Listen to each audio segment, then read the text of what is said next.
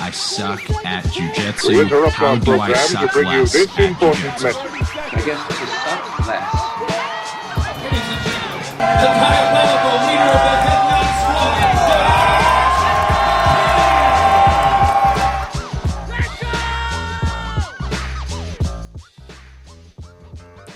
Hey everybody, this is Josh McKinney, and I just want to welcome you to episode 211 of the I Suck at Jiu Jitsu show.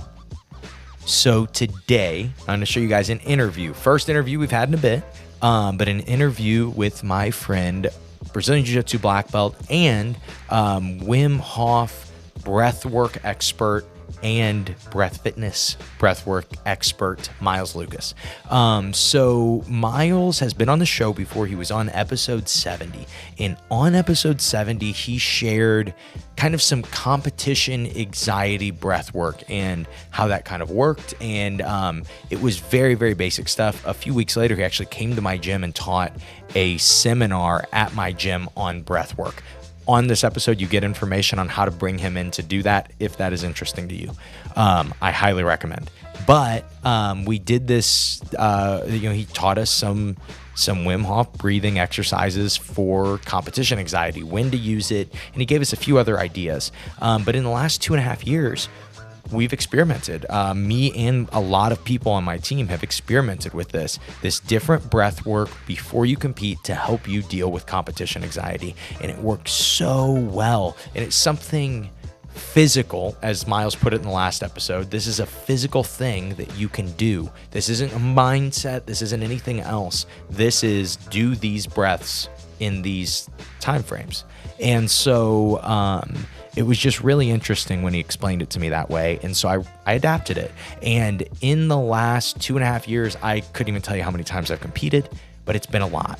And then how many times I definitely couldn't tell you, like I could figure out how many times I've competed. I couldn't tell you how many matches I've coached and how many of my guys have competed over these last 2.5 years. But like I said, a lot of us have experimented with this. That being said, I expected to be able to not talk on Miles' level with breath work, but at least ask him good enough questions. But what was interesting to me about this episode versus almost any other episode that we've ever had on the I Suck at Jiu Jitsu show, 210 episodes that we've done, is that he understood breath work so well that he was explaining it to me so simply, and I was able to start to realize where I was going right and where I was going wrong within the first 20 minutes of this episode. And to me, it was unbelievable. It was just him explaining when I was doing something wrong, especially. I was just so amazed. I didn't even realize. I thought that I was doing right. And it was so amazing too. It's like when you get around for the first time the next level of black belt, like just a level of black belt instructor that you have never been around before. And it almost seems magical. And that's kind of how I felt on this episode when he was explaining some of this breathwork stuff, because how much I believe in a lot of this stuff at this point. And then him explaining it a little bit differently. And so then some of the stuff that I've found on my own, he was able to conceptualize and simplify in a few words. And it was unbelievable. But that leads me to this. It also leads to, and you'll notice I made sure to mark it with the commercial break so you would be able to see when this actually happens. But the first time ever on the show, I actually run out of stuff to say. And we get to a point, not like I was quiet on purpose, but like he had explained breath work so quickly and easily and smoothly, and the values of it, especially for jiu-jitsu, in the first 30 minutes, that I actually pause and I go, Miles, what do you want to talk about, man? Like, I don't even know what to say. I don't even know what to say to you. I'm supposed to be a podcaster. So it was just really cool to experience that. And I really think that for me, kind of giving my stamp of approval to you guys, because I know, like, you know, when somebody talks about a new concept or a new training method on the show, it's not that much different. When somebody talks about how valuable breath work is and how you probably have been ignoring it completely, something you're a 0 out of 10 in, and how valuable it would be to be a 10 out of 10, it can be a little bit like, oh no, this guy doesn't know what he's talking about. This guy's just making something up. He's just finding a new niche or something like that. I just cannot explain to you guys enough how much your boy, Josh McKinney, has benefited from this stuff that Miles has taught him. And how much my students and how much of a believer in this stuff that I am, and how I do think, and he does a great job explaining that he's not the first guy to think this. Hickson, when you sign up with him, he makes you learn breath work. If you get to sign up with Hickson, it's because certain people realize how valuable this is for jiu-jitsu. And man, I will stop rambling and just go into this episode, but I promise you guys, you are really going to love this episode, and you're really going to get something out of this one. Be sure to share it with a friend. Don't share it with an enemy, though, because you want them breathing bad so then you can beat them up later. But that's all I have. Let's get into this episode. Let's talk to Miles. We're good, Logan? All right. Miles, Lukas, how are you doing, buddy? I'm awesome. Great to be here. Great to have you. I was re-listening to our last episode we did together on Zoom. Man. That's right. Not the same. No, we're stuck. We can't smell each other. We can't wrestle afterwards. Yep, we can't share the same air. That's right. I noticed too, like, that was before we did the seminar. The episode that I was listening to, I've only had you on once, correct? That's right. Yeah, sure. And so that was before we ever did the seminar. And what's kind of interesting, and I was telling you this before, is me and a lot of guys on my team have adapted a lot of different things from the seminar. And I think that that's uncommon when you do a jiu-jitsu seminar. Obviously it wasn't jiu-jitsu that you taught, but it was for jiu-jitsu. And so I really wanted to kind of just ask you about certain things we've been doing, ask you if we could be doing them better or even why they work. Hey, man, that's the greatest compliment possible, is that we're doing this stuff now. We're using it all the time.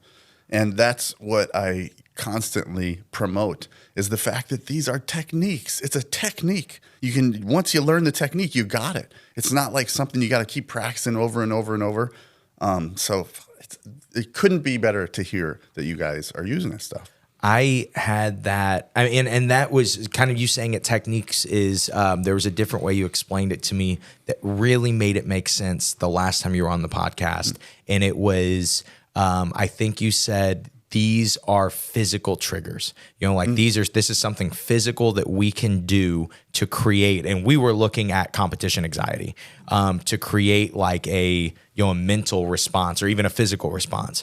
And you were explaining it that way. And I was like, oh yeah, it makes sense. This is the button that you get to press, right? And that's, I thought, a great place to start is competition anxiety and breathing exercises. You shared it last time, but could you share some of your perspective of beating competition anxiety with breath work? Well, that's exactly what led to me doing this stuff at all, right? So Wim's method, people were supposed to get sick and they didn't get sick. And competition anxiety feels exactly like being sick. Butterflies in your stomach, loss of strength, loss of saliva. You just feel like you got a little tiny flu there for a moment. And I thought, man, would this stuff work for that? Could I get rid of that same sickness feeling? It absolutely did. I told you last time how I tested it in kind of wacky locations at the mall. I was trying to do it somewhere where it's difficult to do, and I still do that.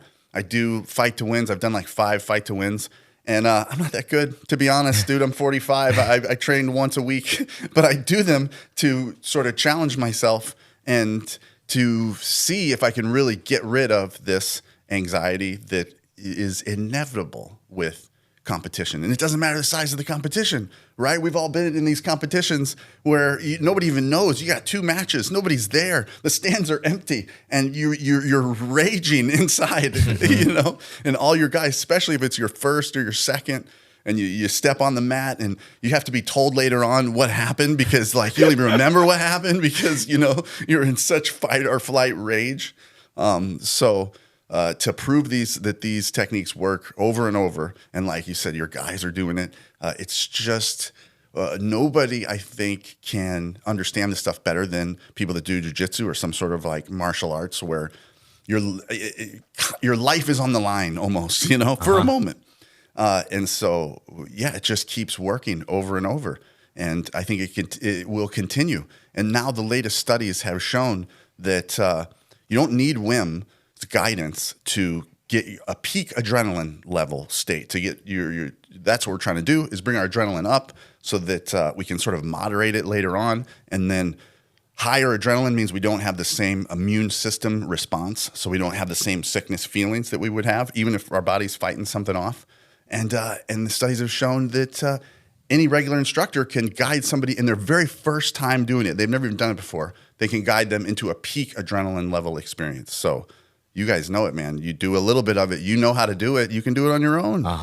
That's it. I probably have 10, 15 different competitive breathing exercise stories over this last over these last few years. It's been 2 years since we've talked, right? For sure. And it's been 2 years since I kind of looked at these ideas. And to your point, I wasn't a good competitor then. I didn't win a lot of stuff at black belt. I didn't do very well. Because when we rolled, you were an absolute savage. You were better than me. You were definitely taking advantage of me 2 years ago. But sometimes there's like a separation between competitor and the guy in the gym, right? For sure, 100%. And one of the biggest things that I started to note were there were certain times, and I couldn't explain it, but I was doing breath work before every tournament that I was doing. I really went back to it when I had some rib injuries, and I said, hey, what's a good way to deal with rib injuries? And you commented and said, breath work. And that's how I eventually, it took almost a year, but that's how I eventually found fixing that rib injury. That's awesome. But then on top of that, we were always doing breath work before competition, and kind of just off of what you taught and how you taught to do it. And then kind of to that same point of, it was like, okay, I want to win something big. And so the best way that I could prep myself is to put myself in really precarious situations to compete see if breath work would work. And so specifically, I'm in this I have this super fight. It's in Kansas City. I'm injured, and Perfect opportunity. The guy I'm fighting is substantially bigger than me, and it is one of these fights of like I have every reason to be nervous. This is a main event. It is sold out. It is packed in this casino, and they had got me a hotel room that's connected to the casino, and I went 2 hours before it was time for me to compete. And I did my breath work, and I peaked my adrenaline to where my one of my students that was with me was watching me, and I like almost pass out for a couple minutes. And I have the face tingles, and I'm seeing colors, and I'm like, I've never been there. And that might have been too much. If I'm being totally honest, my injury, I succumbed to the injury eventually in the match, which was not ideal.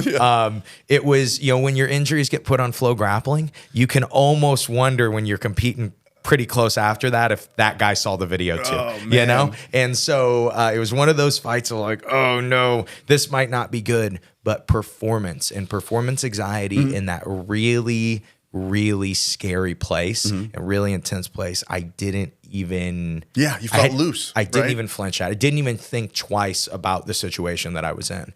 And that's awesome. I have a bunch of stories like that. A bunch of my guys have stories like that. And you might have overdone it. You might have done too much of it, because I've done that before too, where I was like too loose and I wasn't focused kind of as much as I should have been on the Tasticam. I'm always too loose. I mean, that doesn't. I could breathe or not breathe, and I'm going to be too loose. I noticed that I can get right up to that point, and that tends to be better. Right. When I do notice that when I go too far, sometimes I almost. My focus does kind of shift around a little bit or bounce around a little bit. Hey, well, what we're going to do tomorrow, because we're doing the workshop tomorrow, we're going to do some of the advanced techniques. We're going to do the refocus. So we're going to go for the high to the sky and cannabinoids and opioids. It looks like our brains interacting with, and then there's a focus routine that you can do that changes your short-term memory. Did we talk about this last time? We did not. Oh man, this is the stuff. I can't even promote this stuff because nobody's searching for it on Google. Nobody knows that you can change your short-term memory with breath work. Nobody knows. Very few people know. There's a handful out there, but you can. And the brain waves would show that.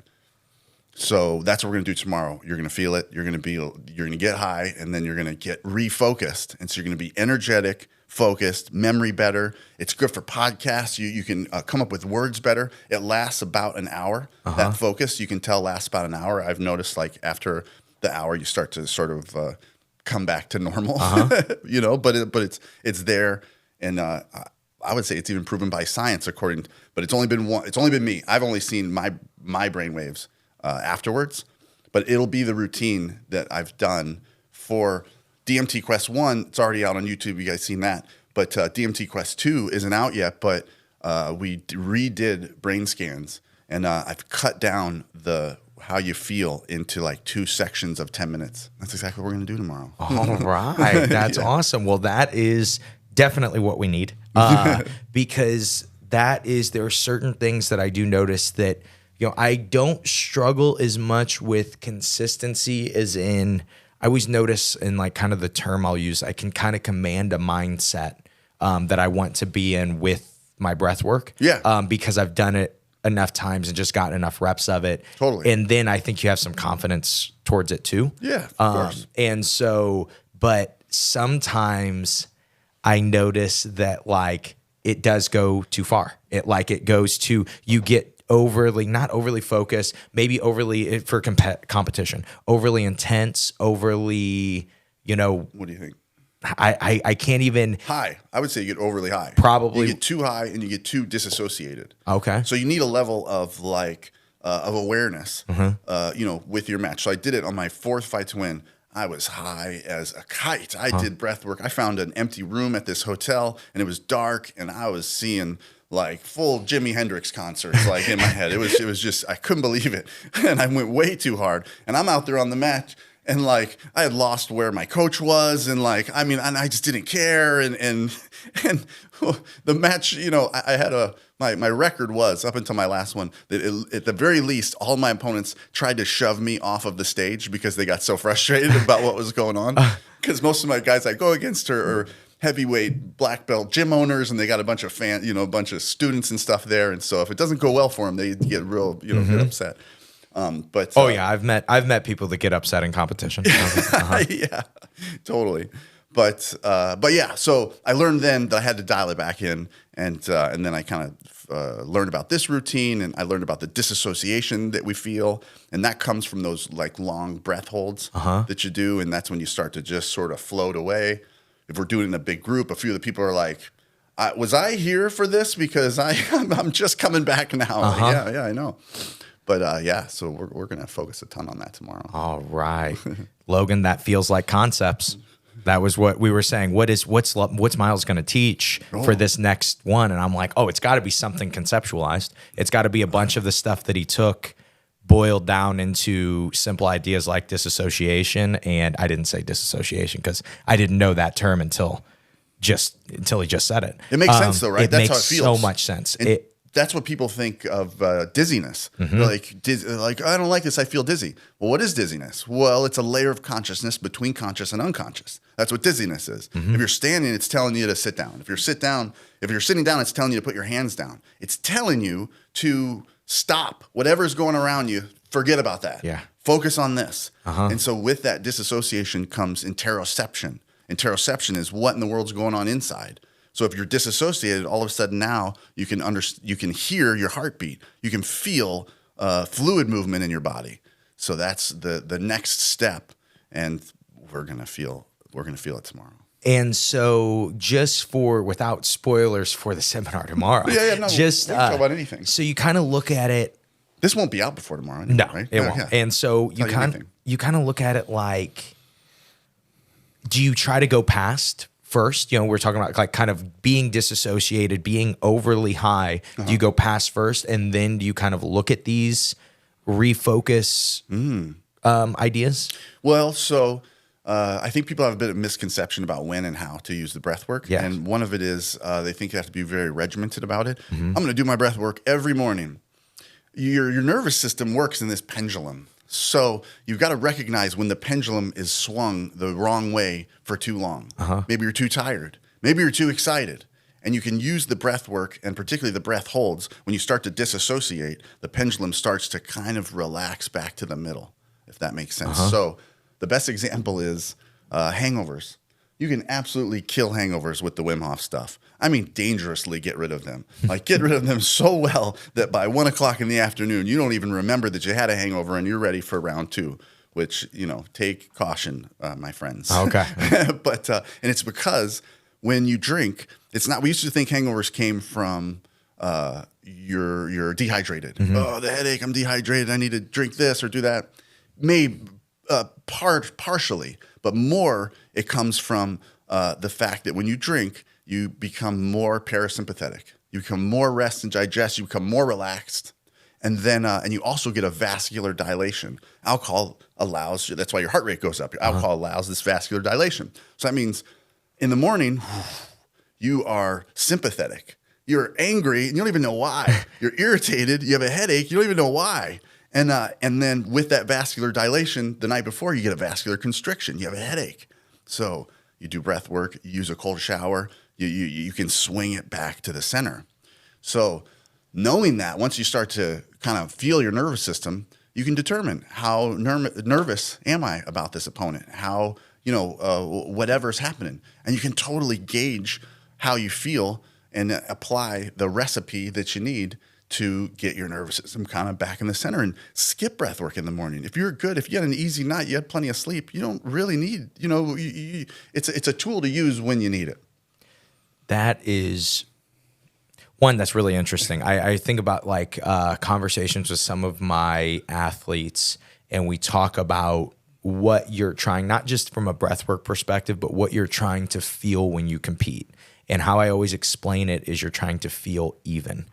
Because perfect, when I go too intense and I'm too gangster rap, I miss a lot of things. There are a lot of things that happen, and I just get too laser focused on one thing. But then when I'm too relaxed, it's that same idea of what happens will happen, and I don't care what happens. But there has to be at least some rhythm or some type of doing both if you're a really high level competitor, because there's going to be offense and defense if you're in a high level match, right? That's great insight. You compete much more than I do and have more insight than I do on that. So it's awesome to learn from you, and that makes so much sense because I'm thinking about the times that I've watched people get injured or seen injuries, and it was because we were too either we were too excited, for sure, that's an easy one, or if you're too relaxed. If you're too relaxed, that's when you kind of roll the wrong way and that sort of stuff.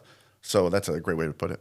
So kind of trying to think of off of that where I want to go with it. But I have a lot of questions off of just the breathing and kind of the mental. We talked a lot about mental acuity last time. Would you consider that with like your focus, with the focus breath work?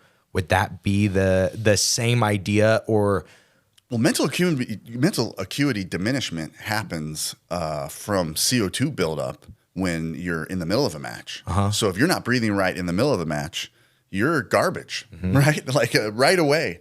And then 2, we think of breath work. We think of breathing heavy as a tell that we're tired. So you don't want the other guy to know that you're tired. So sometimes you're breathing light because you're really tired, but you don't breathe correctly. But man, you have to consider that. I think, because again, it's a technique. If you're getting tired of jiu-jitsu at all for any reason, your cardio doesn't suck. You're just not breathing right. You're not using these tools in the moment of action. And it's not just jiu-jitsu. I coach, this year I coached high school lacrosse. I coached soccer. And we were making the guys run sprints, the high schoolers run. So this is my first time coaching high school, which is a whole new world. These guys have much more personalities than the middle schoolers that I've been coaching. And they're much more resilient isn't the word. They're much more skeptical when I try and, I can't, the middle schoolers will believe anything I say, but I start telling these high school guys and, they're thinking about their dyed hair and their earrings and they're thinking about what's cool and stuff. and breathing and heavy is TikTok not cool. and Instagram, and Snap. Those They're the kids. worst. They're worst. Yeah. But my favorite thing that happened, I had the guys run sprints, and I taught them how to do forceful exhales, because sprinting and forceful exhales go hand in hand. Like if your CO2 is building up and you use a forceful exhale, I'll get away from the mic. If you push out with a forceful exhale, you're emptying the lowest part of your diaphragm, which has the highest density. The lowest part of your lungs have the highest density of alveoli. You're getting the best gas exchange down there, and you can recover and get energy the fastest using these forceful exhales. So I just said, guys, nose breathe. For all the nose breathers out there that are super concerned about nose breathing, I get it. Bunch of air sniffers. Nose breathe as much as you can, as long as you can, all day long and all night. Tape your mouth shut if you're not, if you're mouth breathing at all. But forceful exhales during sprints, during a few moments in Jiu Jitsu. Hicks and Gracie would teach that, and that's going to allow you to regain your mental acuity. And what I was going to say is, I taught these guys to do sprints afterwards. I was giving them break time too, because that's one of the things stupid kind of high school coaches do. They kind of make you go too hard, I think. Of course. When we want you to do sprints and we want you to know how to recover. So practice sprinting and also practice recovering. Otherwise, what are we doing out there?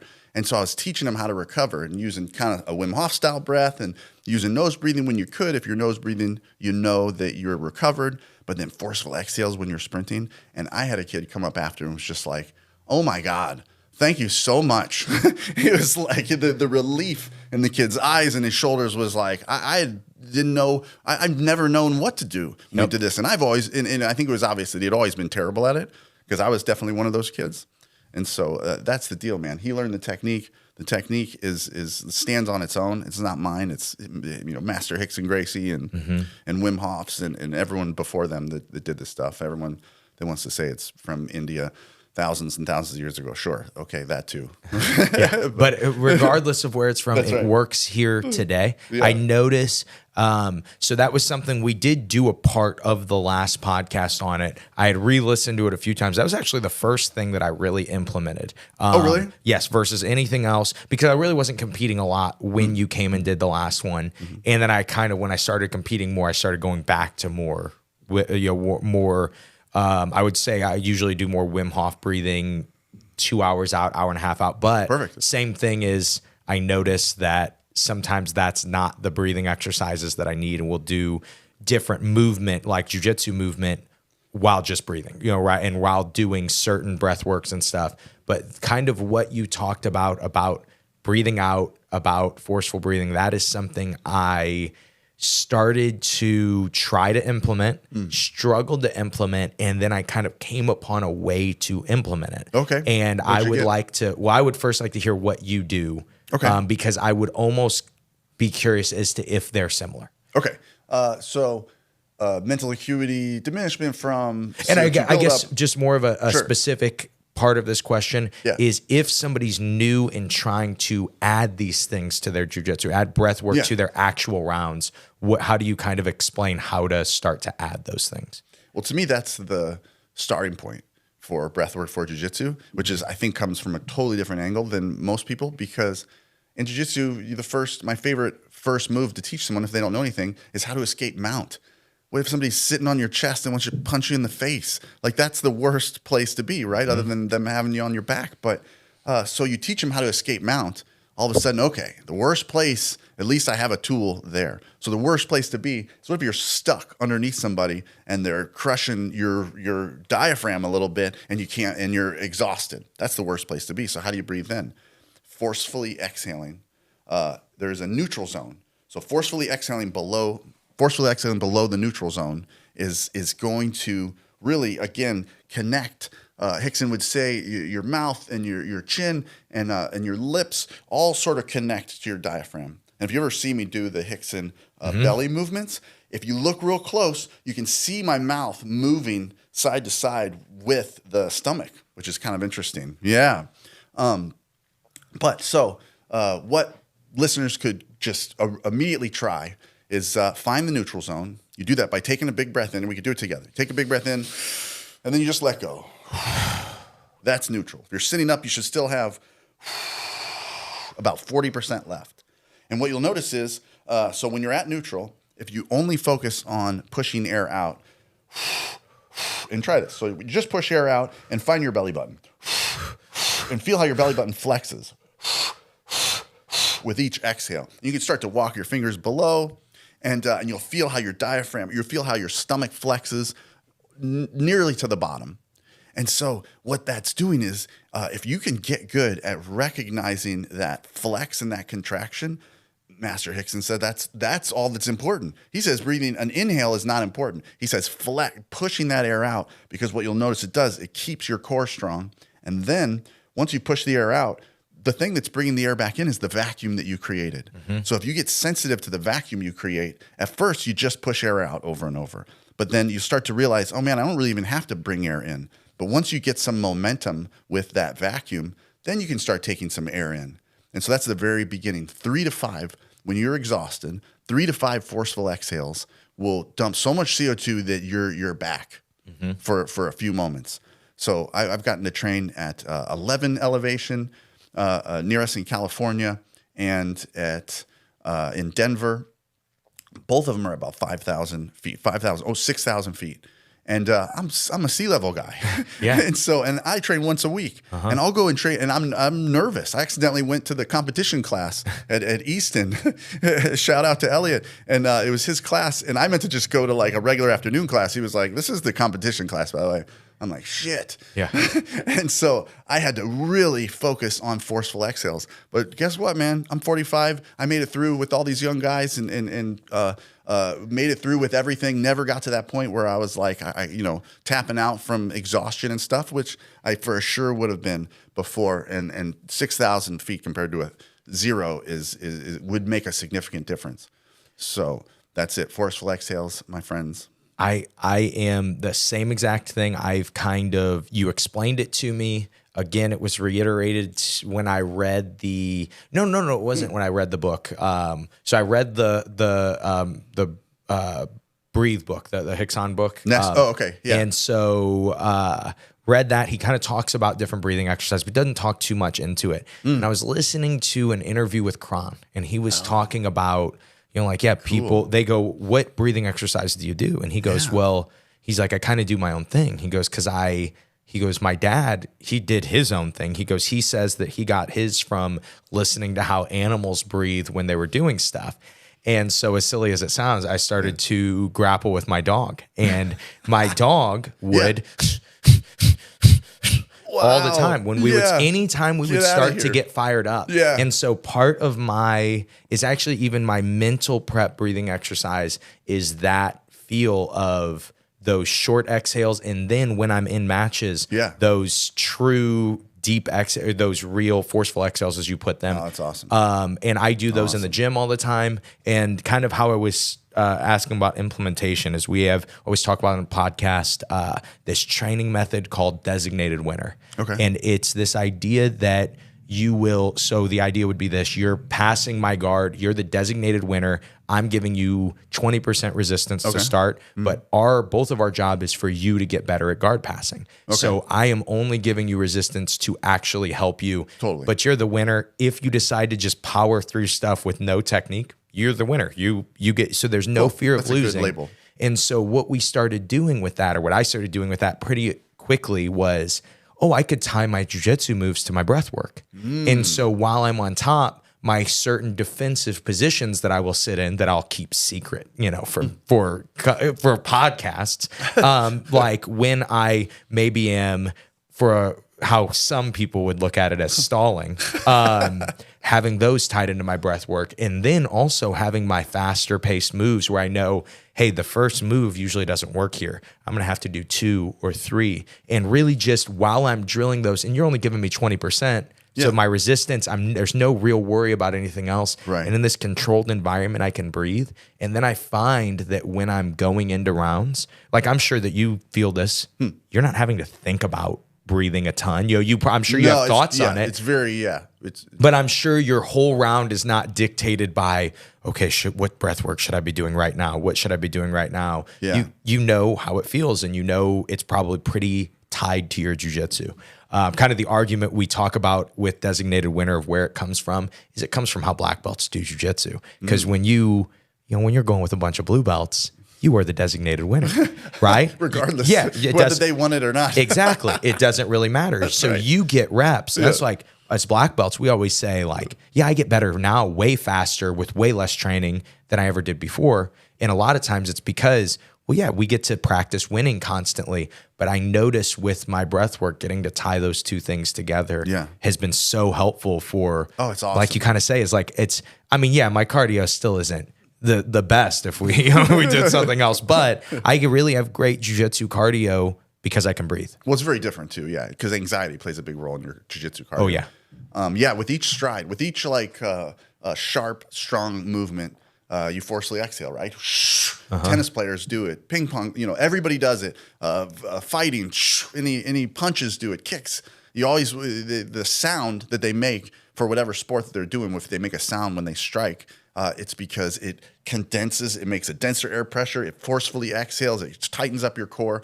So they should be doing that if they can. And then otherwise, you hold your breath on accident. And so you got to learn how to recover if you've been holding your breath. And it's the same 3 to 5 forceful exhales. You can monitor your breath using those forceful exhales. So they don't have to be so extravagant. You could just go. I was doing that the other day, and someone was like, "Are you whistling jazz when you're?" I was like, "Oh no!" And I was telling them, you just use the pattern to recognize the pattern. Then when the pattern ends, you're like, "Oh, wait a minute! I was holding my breath." You use like another part of your brain to monitor the pattern, and then you know if you've been holding your breath, and so then you can get a few deeper ones, and then nose breathing, of course. Just for anyone who's thinking about it or it's like, but what about you should be nose breathing for so many things. You should. Nose breathing, what it does is helps you allow your CO2 to build up enough. So we need a level of CO2 in order to make oxygen bioavailable for the tissues, in order to release it from the hemoglobin in your blood. So you got to use some sort of restricted breath. It doesn't necessarily have to be nose breathing, but nose breathing is a nice way to use a restrictive breath. So for a jogging pace, for like a moderate pace, nose breathing is going to be your best friend and get rid of the stitches that you might get or the pains that you get from running. And then you switch to the forceful exhales for your sprints. Random question. Do you ever notice when you're grappling with somebody, if their breathing is not very good, that you could take advantage of that? Like that you could... Oh, for sure. I mean, you can do a scarf hold from side control. Right? You just sit on a tight side control, and then especially if they're breathing heavy. I don't do this much, but you could definitely just start waiting for each breath and closing in with each breath. Just to, I mean, most people kind of bring up their breath work when they roll with me because I breathe sort of weird when I roll, right? Because I'm always kind of doing something weird. But I mean, now I totally notice how bad. When people get exhausted and they're on the bottom and their chest is just bouncing up and down, and you almost like want to take a step back, like get it together, fella. Like, hey, maybe you should take a few breaths. But, that's right. Yeah. But then sometimes I hold them, and sometimes I breathe heavy to show them, like, hey, to have them recognize breath, and you can see people calm down. I think that's a misconception too. People think that that it takes a long time to change your state, but it doesn't. It takes like 3 to 5 breaths. It takes just a few. So, man, get that masterfully going, and then you're going to be in control when you can take it with you. You're going to be in control when you jog, when you hike, when you do things that you've never done before because you know how to manage your energy. Could you, for us, explain what the thought bubble that pops into your head when you do your 3 to 5 reps, let's say, is specifically in a round of jiu-jitsu, but then if it's any different when you are running or when you are doing something different? The thought bubble, I mean, I can tell when I get exhausted. I'll do something and I'll get like exhausted. And then it really sounds like, I'm going to pull the mic away. It's exaggerated. Yeah. Because I want to dump, it doesn't take long. And then I'm back. And then I'm back right away. And then I can switch back to my nose or something lighter.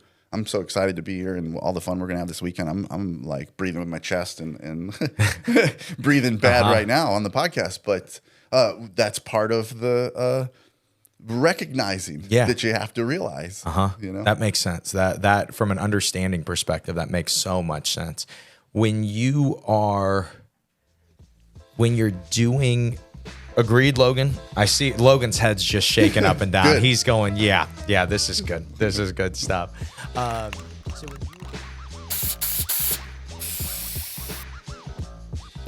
Hey guys, Josh McKinney here. Just wanted to interrupt this episode really quick and ask you guys a question. Are you enjoying this episode? Are you enjoying this interview with Miles? Are you getting something out of it? Is it something that could help you get better at jiu-jitsu?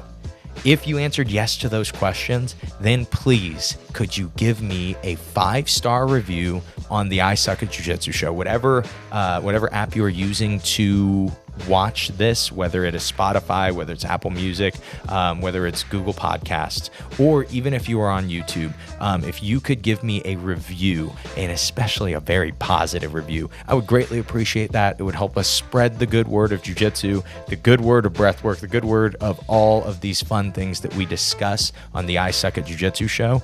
And if you decide not to, I get it. I wouldn't do it either. Regardless, let's get back to this interview.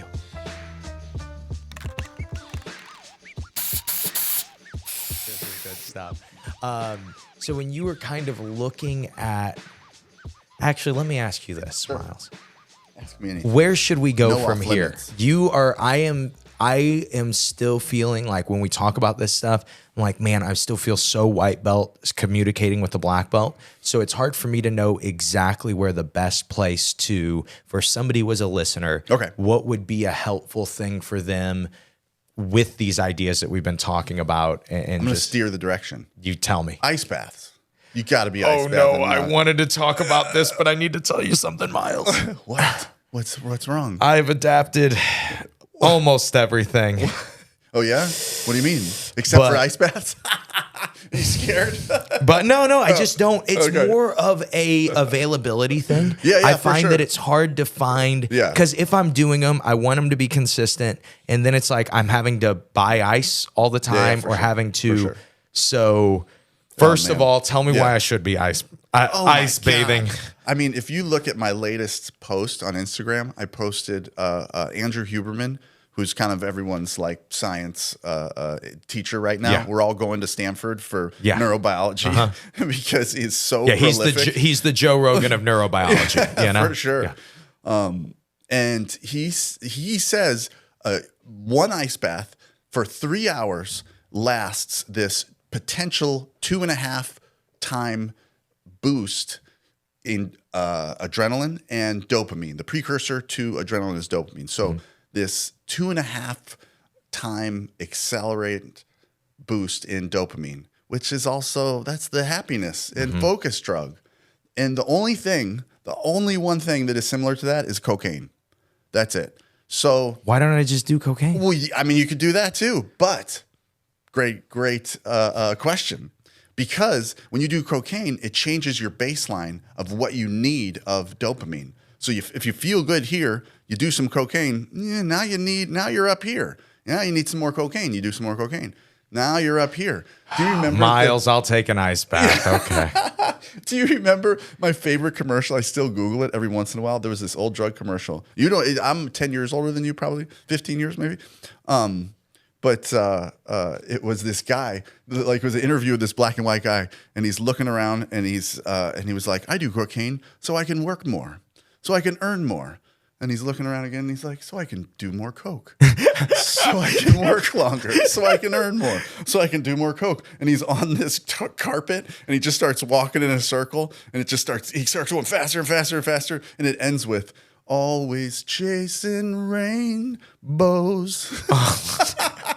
It's the greatest, most insane commercial ever. But that's what Coke does. Okay. So, ice baths. You get the same 3-hour potential increase, and it doesn't change your baseline. And when you hop out of the ice bath, guess what? Your dopamine isn't, you haven't maxed out. It continues to rise, and it continues to stay high. So you can get this boost in dopamine, this potential 3-hour boost over and over. And actually, we need about 3 hours to replenish our adrenals. That's still sort of up in the air. 1.5 hours doesn't cut it, by the way. We know that from latest studies, but 3 hours potentially does. So I have a Cold Plunge. Shout out to Cold Plunge. They sponsor Breath Fitness now, and it's incredible. I have just an awesome cold plunge in the backyard, and I'm in that thing 3 times a day. I have my office outside. I'm San Diego weather. I do my work outside. You know, even if it's hot, it'll be 80 degrees. I'll work on my computer. The computer starts to burn your fingers. It gets so hot. I shut it down. I hop in the ice bath for my favorite Anderson .Paak song, and then I'm off. Then I'm good. And then I'm good to go again. And it is awesome. I mean, it's like I'm doing coke all day long, as much as I want. Which I hear is the only way to do coke. You know, I hear that's the only way to, you know. And so, do your ice baths all day long. You don't want to do a little coke. You want to do a lot. Yeah, that's what we're gonna do. So tomorrow, I've got the 8-man ice bath. We got I think we almost have 20 people coming, and I am gonna get 1,500 pounds of ice. That's 70 20-pound, 25 or 20-pound bags. And we are going to fill that thing up and just pop in and out of it and have a crazy time and be high on coke feeling, but in a natural way. Nature's coke. Take it easy over there, Logan. Take it easy. Yeah.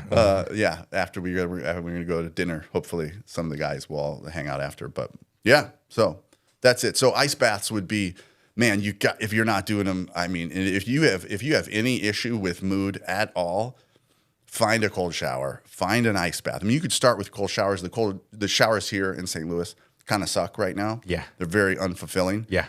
But 2 things you could do. You grab a shoe bag, like a mesh shoe bag, fill it full of 2 cubes, 2 trays of ice, and you got a 2-minute cold ice melt shower right there. Okay. So you tie that up to your shower. Super easy to do.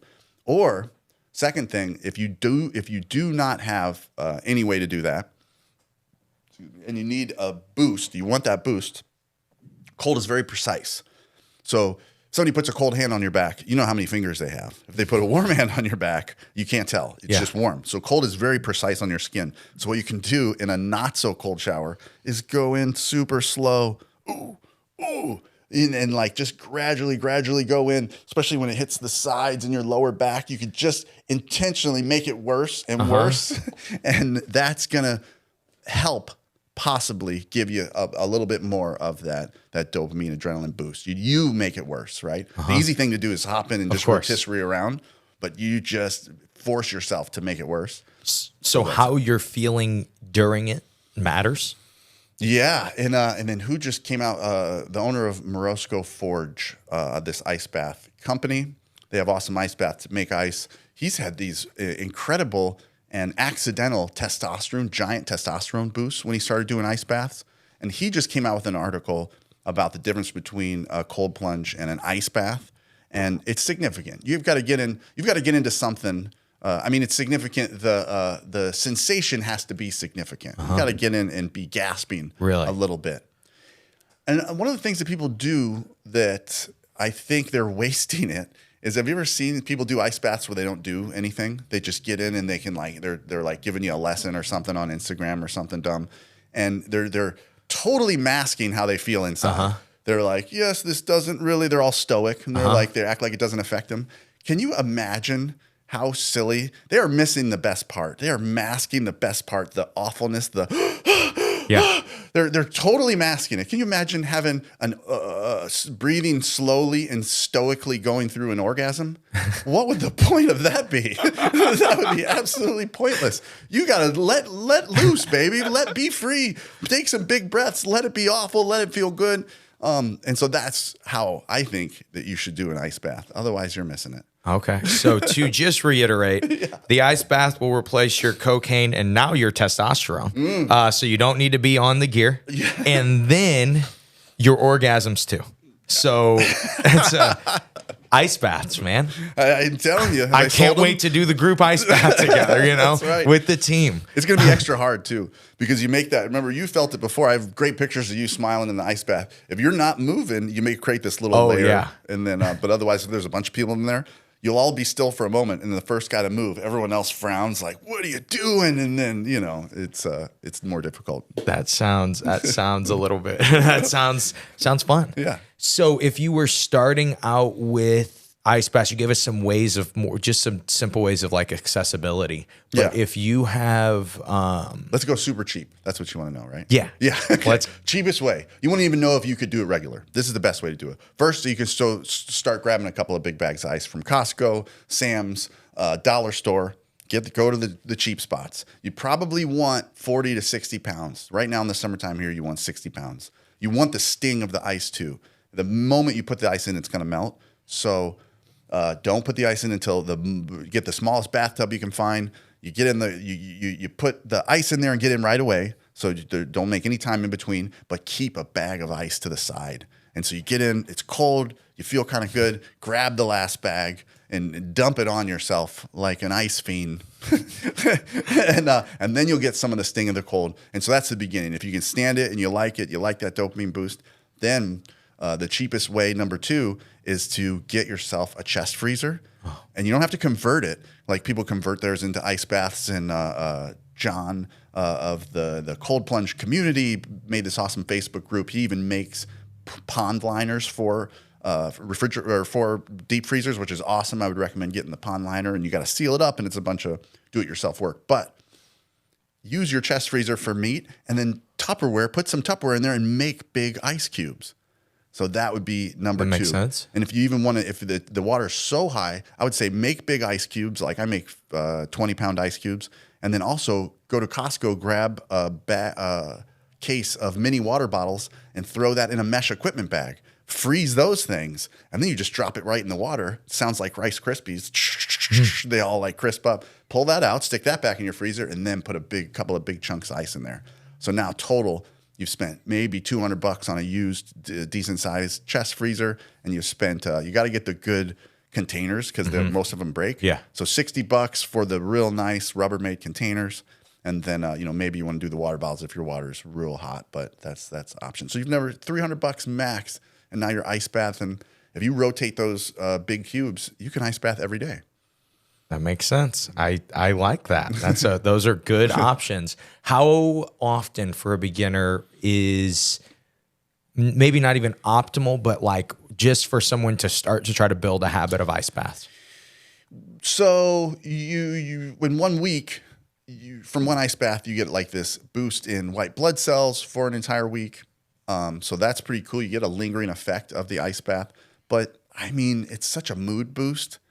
Man, I mean, do it. You could have a tub of water out here. Well, I bet the ground temperature here is maybe 60 at night.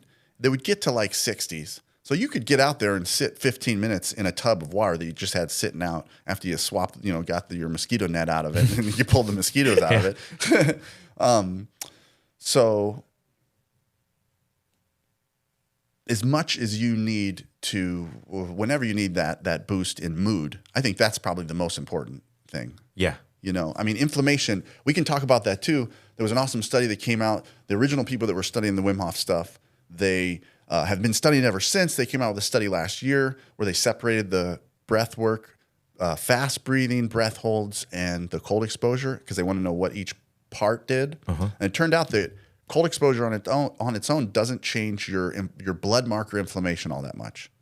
So on its own, definitely big boost in mood, boost in your immune response as far as how you feel from your body fighting something off.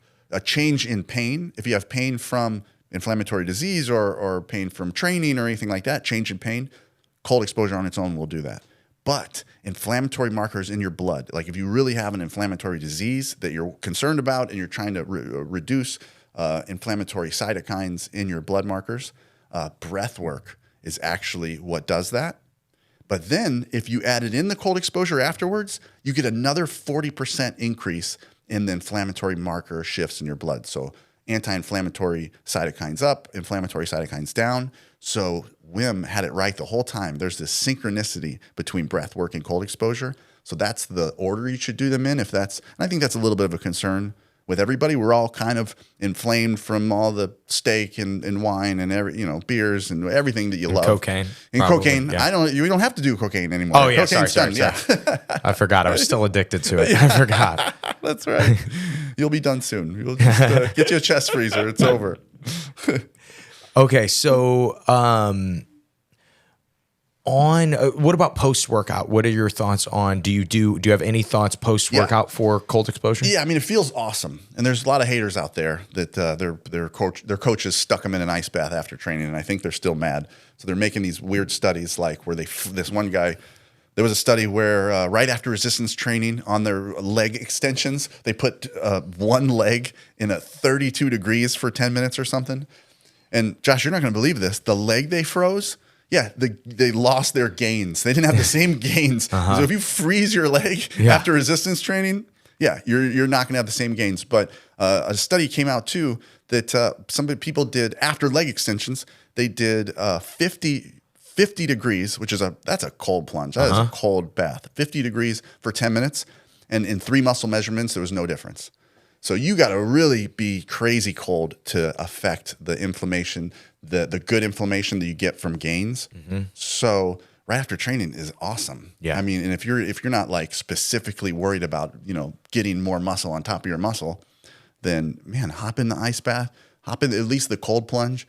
50 to 55. That's a awesome temperature to sort of hang out in. Like I have my morning coffee in that. Yeah. And then because it's kind of cold to warm up, it's harder to warm up then. So then when it starts to get hotter, your only concern, again, other from that, a little bit of just freezing your muscles off. The only concern is where do you have to warm up? That's how long you should go. Figure out where you have to warm up. If you got the sunshine out, cool. Go longer. Go colder. If you don't have anything, if it's first thing in the morning and you don't have a sauna, don't go as long. 2 minutes. Keep it around 2 to 3 minutes. So I'm hitting you with a lot of information. I'm just trying to ask as many questions as I can think of. So I don't even know if you're gonna turn into the Hulk and like hit me for even using this word. But I can't wait. But saunas. Oh, I did you. How do you feel about them? Are you turning green on me? What's the verdict? So that's so funny. Once we love something, it seems like we have to deny to hate the other thing. Yeah, you have to deny the other thing. If you love vegetables, well, you got to hate meat. If you love meat, you got to hate vegans. It's such a weird, but we all sort of do it. Saunas are amazing. You got to be kidding me. And I don't do them very much. But I was just last week, I was at Grappler's Retreat in Mendocino all week, and it was an incredible time. I was just experiencing a retreat there, and they had a sauna there. And what I realized, I think, is that that when you adapt to cold, now this is just my own anecdotal, when your body adapts to thermal regulation, it also goes the other way. So I was able to handle like hours. I was able to handle long periods in the sauna, and I never used to be able to do that. And everyone around me was like, why are you still in here? I don't know. This feels awesome. Why aren't you guys? Saunas are amazing. Contrast therapy is cool. If it feels good to you, do it. And with cold, you got all these tiny little muscles around your vascular system. So you need to exercise those muscles. And if artificial temperatures are creating your shift, then you're not really using those muscles as much. So it's like you get cold, you let your body warm up. Your body warms up itself. You get hot, then maybe you let your body cool down itself too, So I think it works both ways. Going back and forth. If it's fun to you and it feels great, for sure do it. I mean, that's what life's about, But, probably best to end on cold and let your body adapt and strengthen and we got to do difficult stuff to grow, right? So makes sense to me. Yeah. So you kind of hinted on it. I think it's a good place to kind of finish out. You talked about doing a retreat.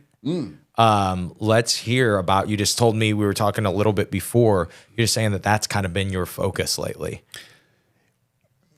Or a focus. And it's not unintentional too, but I think more and more retreats are happening. And when you get to experience focus without the outside noise of jobs and everything going on, and you're kind of vacation style, and when you get to experience that focus on certain things, whatever it is, then man, you seem to make nice leaps and bounds of improvement.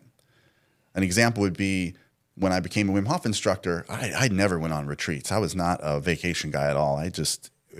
ever did it. And then on day 3 or so, every day we're doing some movement out in the grass. We're doing breath work. We're doing cold exposure. And I remembered almost 60 people's names at this retreat. I couldn't believe it. And it didn't really work. This stuff didn't really work like how it could have. It took me 3 days of doing it over and over and over, and with complete focus. And so I think the same is with Jiu Jitsu. Now, a lot of people are wanting to incorporate breath work and cold exposure with Jiu Jitsu, which is awesome. So in April of 2024, I'll be the host of a retreat in Mendocino County, a Grapplers Retreat. It's an awesome retreat. Right now, Hodger Gracie's there. You got to catch the retreats early. They sell out right away because there's 16 people there. There's room or spaces for 16 people. It's incredible food. You get made-to-order breakfast and incredible food all week. We train twice a day, which is awesome. So you need some recovery things going on. They're right at the crest of a river and the ocean. So we got the river to jump in. We got the ocean to jump in, and it's awesome. And Logan's looking for the link right now. Yeah. I can Are see you at him. Grapplers Retreat? He's Jamming. swinging his hands around. He's like, yeah, April 2024. I think I'm free that day. Oh my God. Come on, guys. It is so fun. The owner, Alex, he built this retreat center, and it's just been slowly adding to it more and more. You know, first he was teaching in the county, and then he built his own dojo there, and then he built the dorms, and he is dedicated to stuff. He's a black belt. He's totally focused on this. I was like, man, you could do yoga retreats here and stuff too. He's like, yeah, I don't do yoga though. And I was like, oh, okay. I get it. You are, no, this is for you. This I get is, that. Which, I mean, there is no better. Those are the kind of people you want to deal with. Those are the kind of places you want to be. Super, super cool. We talked about trying to do one a couple times, but it's always like they fill too fast. Or it's like, man, the travel plus the cost. But, we've always. It seems like it's always one of those like bucket list things. For sure. Well, reach out to me because so now we started a company, Roll Breathe. We roll, breathe, retreats. And we went to Tulum last year. It was awesome. We had 16 people. We trained. We would do ice baths. We'd do breath work every day. And then we would go to beaches and we would drink. And it was awesome. And you recover from your hangover and then you would do it again. You didn't have to drink. Some people did it.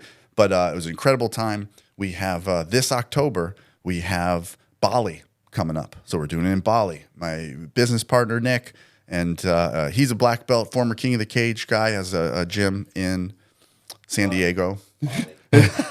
Bali's going to be awesome. We're doing it dead cheap. We're doing it as cheap as possible because we're still kind of new to this. And we just want to make sure that we have an awesome group, and we're not using any companies to do it. So we're doing. We got the Airbnb, we got the food stuff set up, we got the gym stuff set up, and so because we kind of did everything ourselves, we're going to be driving you around. We got the rides, we're renting the cars, because we did it all ourselves. You can't go to Bali any cheaper. And not only that, when you travel somewhere with a group, way different. Like if you're gonna go to Bali on your own, there you and your girlfriend is by the, hanging out and maybe talking to a few people or something. We're rolling 16 deep, and so we're gonna have what we experienced last retreat was that we gave all this time for people to kind of go off and go to the dunes and see cool pyramids and do stuff. People did do that, but everyone wanted to stay together. We were so surprised, we couldn't believe it, but it's because we all do jiu-jitsu. We all have this common mindset of the stuff that we love, and to roll deep in a new country, that is the way to do it. Man, we had just an awesome time. So, Great thing about going to tournaments, man, you roll deep with your team. Oh, you guys did good.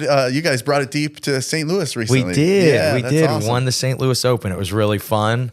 Doing a lot of breath work, man. That's it, man. On these retreats, just to kind of finish out, what are it's actually two questions. You can kind of just answer both. Sure. What would somebody get out of it? Like looking for, what would they be wanting? Because I'm sure that people will go, okay, I'm really interested in the stuff that's being talked about. Yeah. What would I get if I did one of these retreats? And then two, how would they get into contact with you, get on your newsletter, get on whatever they would need to be able to kind of follow? And because really there aren't a lot of breath work black belts. Yeah. There really are not a lot. Enough. And you kind of even said some of the stuff you're going to be showing, you can't even Google it. And so some people are going, all right, Miles. Well, what am Where do I we find supposed to it? do? And so maybe just, like what they would get out of it, and then some thoughts on, hey, this is how you could contact me. Yeah, for sure. What are you going to get out of it? I mean, I wish I had a full another hour, because it's just the Mendocino one, for instance, is going to be 3 full days of breath work and training. And I'm just cutting stuff out of it constantly. I can't get that much stuff in there in 3 days, but in 3 days, you'll for sure experience the benefits of this stuff. But how about we were talking about earlier? It changes your short-term memory. So how about you do some breath work before you train jiu-jitsu? All of a sudden, it's when you get a big boost of adrenaline. That's what PTSD is. You got this big boost of adrenaline. Now those memories are stuck in there. So you can use that mechanism by boosting your adrenaline when you're learning something, right before you learn something, and that's going to settle in a little bit better. So not only you do some breath work before you do the jiu-jitsu and whatever you learned, and typically these retreats are taught by some amazing people. In September, I'm going to be at the Jiu-Jitsu Lifestyle Summit retreat as an instructor that is here on Gracie's retreat.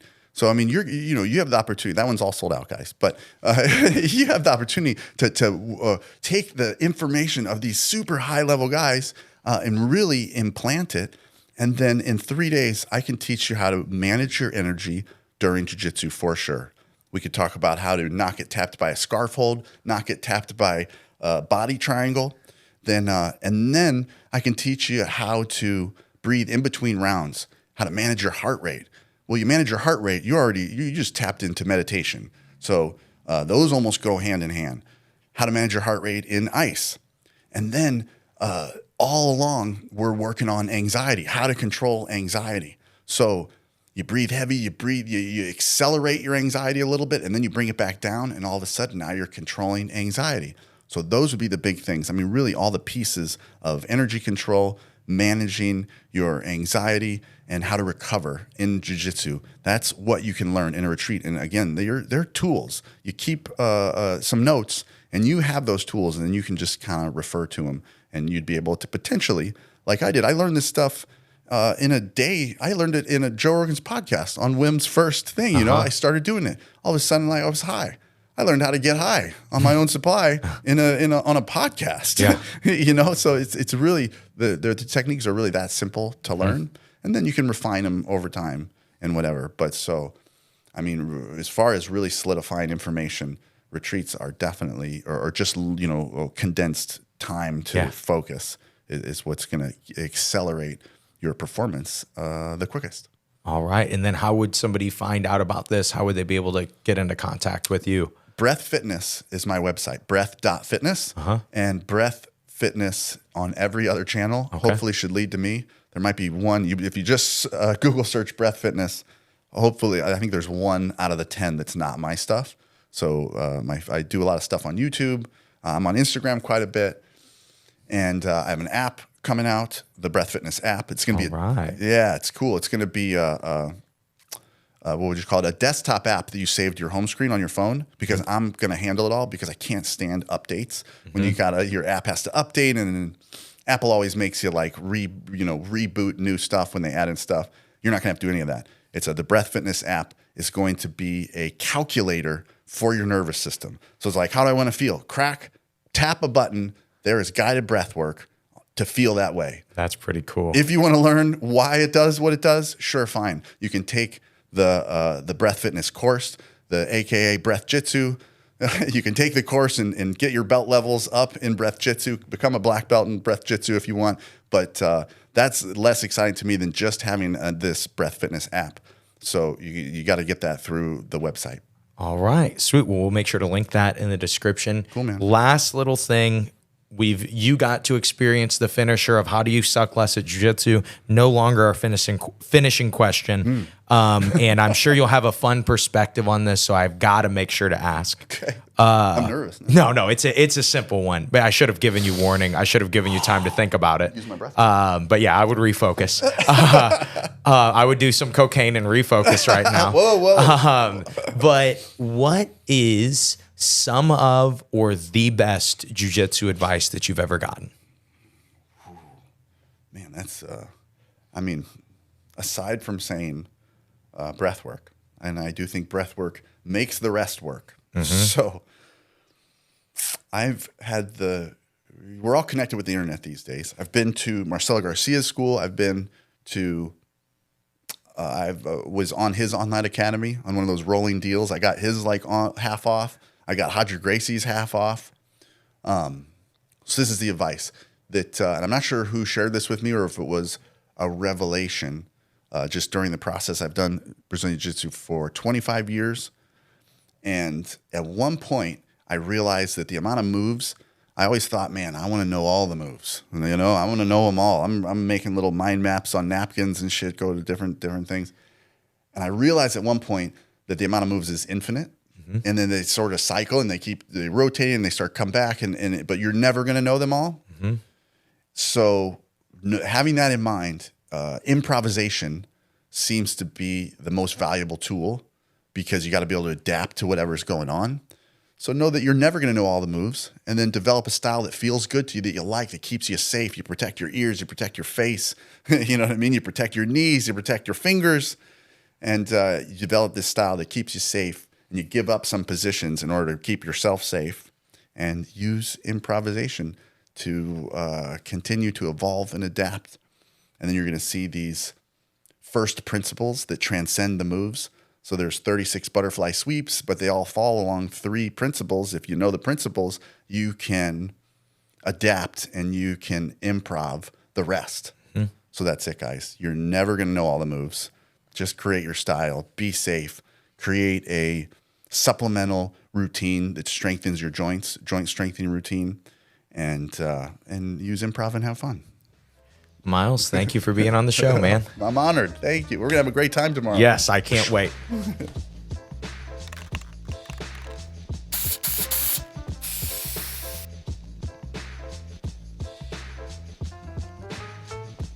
And that is the episode. Man, to me, there is nothing to add. I don't really have anything to add. Please make sure to give us a 5-star review if you enjoyed this episode. Share it with a friend. Never share it with an enemy, though, because it's just too much power for them to have.